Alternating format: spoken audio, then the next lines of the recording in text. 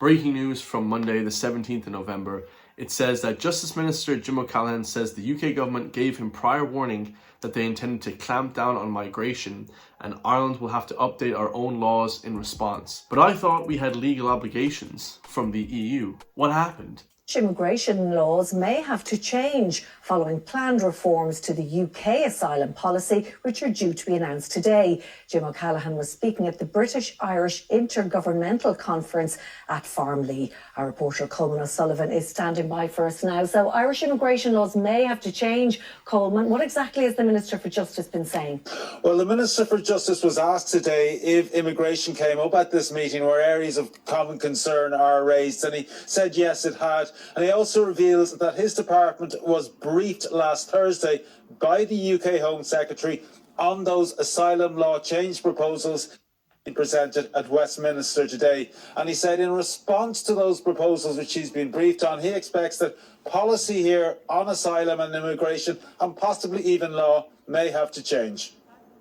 Changes to the UK asylum laws can have an impact in Ireland and have had an impact in the past. But that's not to say that the UK can't change their asylum laws. They're perfectly entitled to change their asylum laws. And I thank them again for giving us a heads up in respect of it.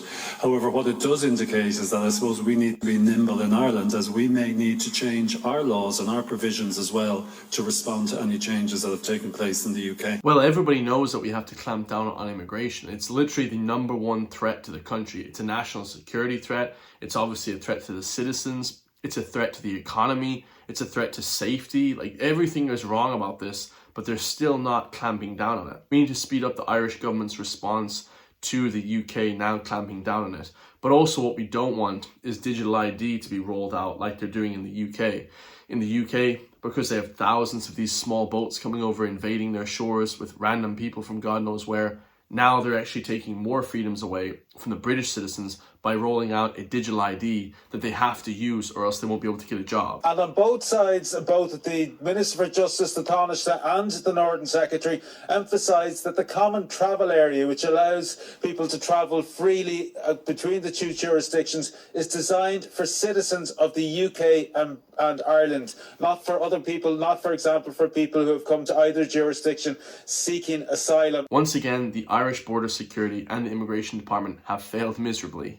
It's absolutely disgusting to see. It's like the UK still own us. They decide our immigration policy. We're like a dumping ground for all these third world country people. Because if you've seen any statistics, over 80% of these refugees come from Northern Ireland. They're not even coming to like the borders. They're not flooding in on tiny boats like they are in the UK. They're literally coming to the UK and then they're crossing over from the UK to Ireland because we pay a higher dole fee, a higher welfare service to these people. We give them free accommodation. We're just an open borders country, same as the UK. But now that the UK is doing something about it, it's almost like we're forced to do it as well. I thought the EU dictates us. I thought we had legal obligations from the EU and the UN. Seems like they're all full of shit in the government, guys. Feels like Simon Harris and Micheál Martin are making up immigration laws as we go along. Seems like we're following everything the UK is doing. And me personally, guys, I don't think we should follow anything the UK does. We need to shut down the borders completely and do an audit of anybody who's here who shouldn't be here, should be deported immediately. But it's probably already too late. I've talked about this before.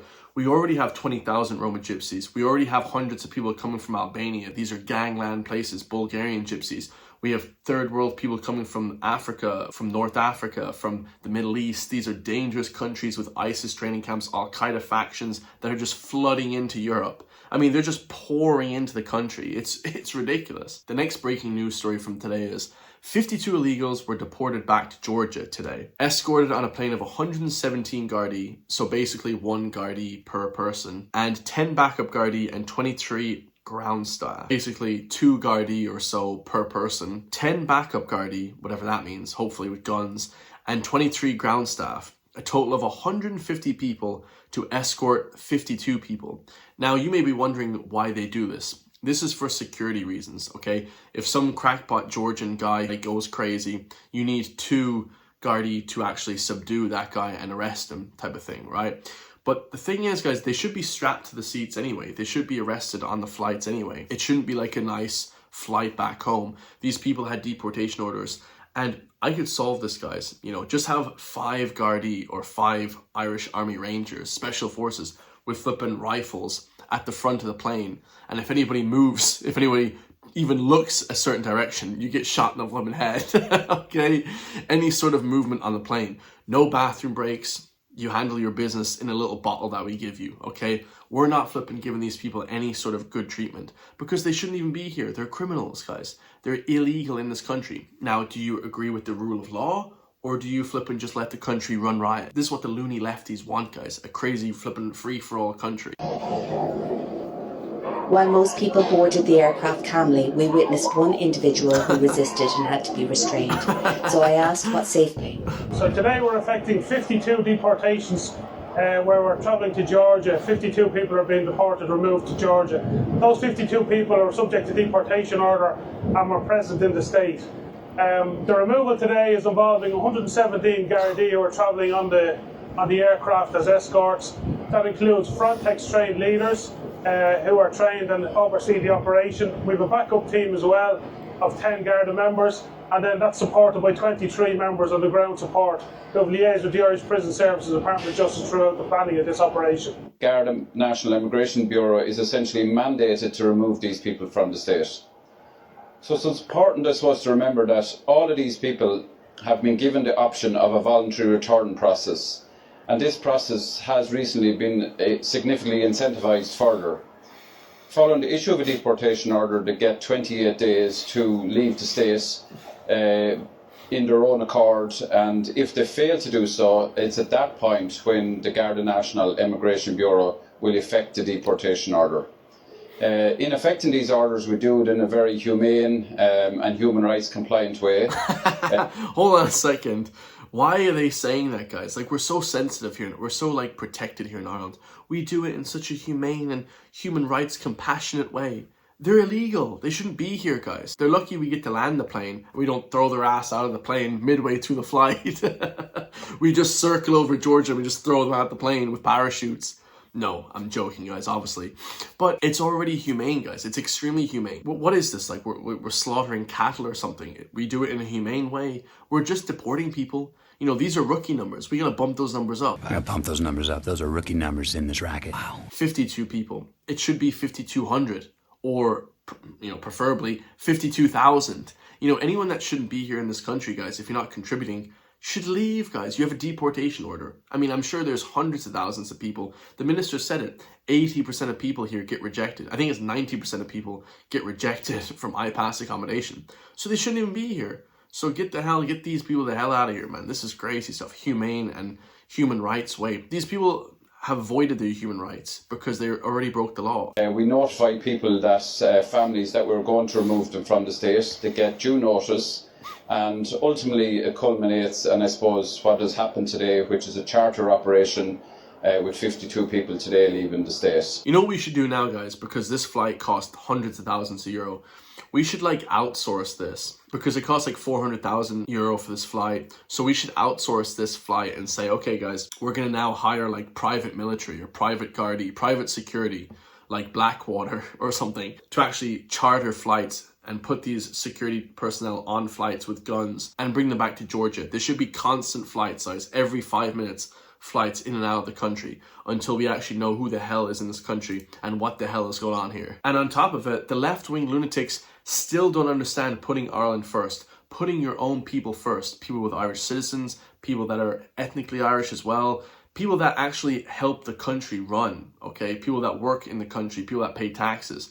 Anyone that doesn't pay taxes here should not be put first on any list for housing or anything like that. They shouldn't even receive welfare payment. If you can't speak English or actually contribute to this society, same as in the Middle East, Qatar, Bahrain, Abu Dhabi, Dubai, Kuwait, you should be kicked out immediately. If you're not helping this country, you should leave. If you're not helping this country, you should be deported. Straight away. No ifs, ands, or buts about it. You get on the first flight the hell out of here, back to the shithole that you came from. This country is not going to turn into a shithole. We are going to keep it one of the best countries in the world. How about that for an immigration policy? Some of the responses of your government recently to the challenges in the election system include offering families €10,000 to withdraw their asylum applications, thereby implying that they are a nuisance to be gotten rid of with cash, announcing plans to charge asylum seekers for what in many cases is substandard accommodation directly after an attack on an IPAS centre in Drogheda, a measure which is estimated to cost more to implement than any revenue it would generate.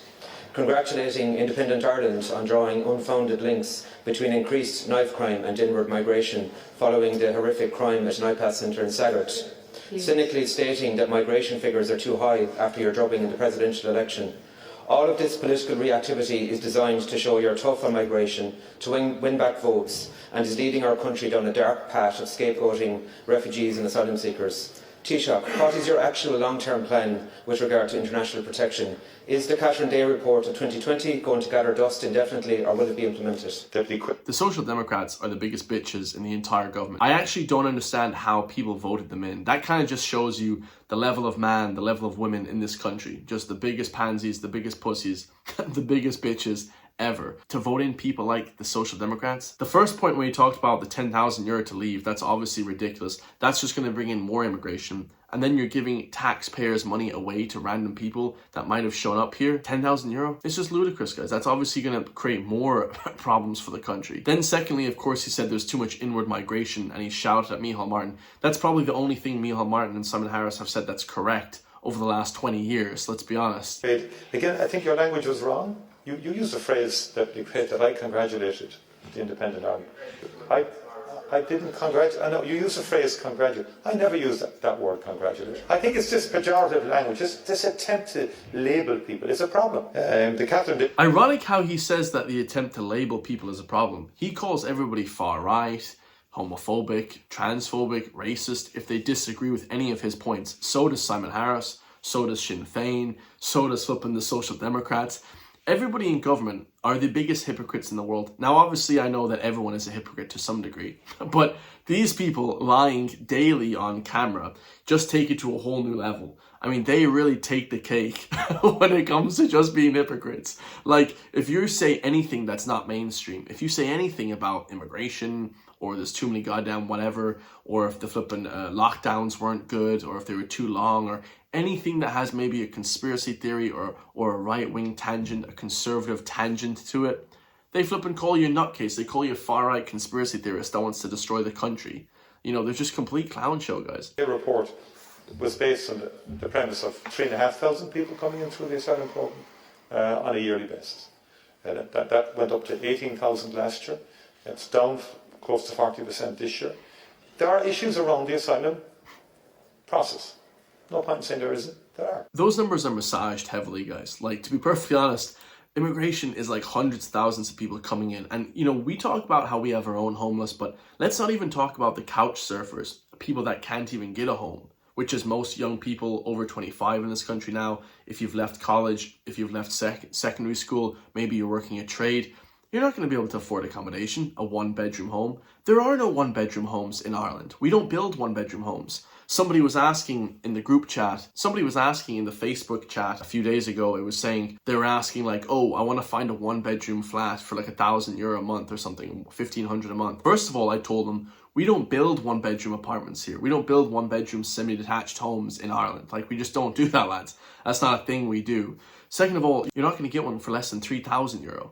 So like, you have to be spending a ton of money on rent to actually have your own home in this country, which is most of the time unattainable for a couple. Maybe if you have a few kids as well, €3,000 plus your kids per month, it's unattainable, guys. The money is just astronomical to actually own your own property here. And the numbers of couch surfing is like 400,000 people. Okay, we talk about 16,000 homeless people. It's about 400,000 that are couch surfing, that can't own a home, that can't actually get on the property market. It's ridiculous. Now, in regards to the man in the Social Democrats talking about how the far right are crazy and dangerous, and Simon Harris is fueling this far right narrative, and it's making these people in Drogheda burn down the house and burn down the carpet, which put 30 people out of their home that were in IPAS accommodation. That's actually false, guys. The people that burned down that carpet were proven to be part of a gangland mob, okay, like a gang feud that's happening in Drogheda between like gang bosses, okay? So it's nothing to do with right-wing people, first and foremost. Second of all, look at the two-tier justice system that we have here in this country. We have a man here who doused himself in petrol and threatened to burn down the IPAS centre that he was living in, and he had an argument with the guy who was living there with him, walks free from court. His name is Hardy Abu Bakr Hama Ali was all smiles upon his conviction and subsequent release. So he's given the thumbs up. He's given a few celebrations. I'll put up some photos here. He was celebrating. Woohoo! Yeah, we got off. Okay, of course he got off scot-free. All right. Could you imagine? So this man, Hardy Abu Bakr Hami Ali, okay, with 4 names, is an Iraqi. He's from Iraq and he gets off scot-free. This 2-tier justice system, guys, that we have in Ireland. Imagine if this was an O'Brien or O'Connell or flipping O'Sullivan. And imagine if they caught the lads in Drogheda that tried to burn down the carpet. Could you imagine? I mean, that guy would get 40 years in prison. This guy tried to burn down the whole place, kill everybody. He gets off scot-free, guys. He gets to walk. I mean, who the hell is creating the laws in this country? I mean, it's just absurd stuff. They'll always make excuses for people. Oh, he didn't know the system. He doesn't know the culture. He's just new in the country. He didn't know that you had to burn down the place. He didn't know that he didn't know that you didn't have to sexual assault little kids. They'll just make excuses for these criminals. It's like, dude, like, put these people in jail. See what happens. Okay, see how the crime will go down. A lot. If they started actually arresting these guys and putting them in prison, crime would reduce quite a bit. I love you all. If you want to support me, hit the join link underneath the video so I can help push back against the mainstream media and the corrupt Irish government. Hope you enjoyed the video and I'll see you all in the next one, lads. Peace.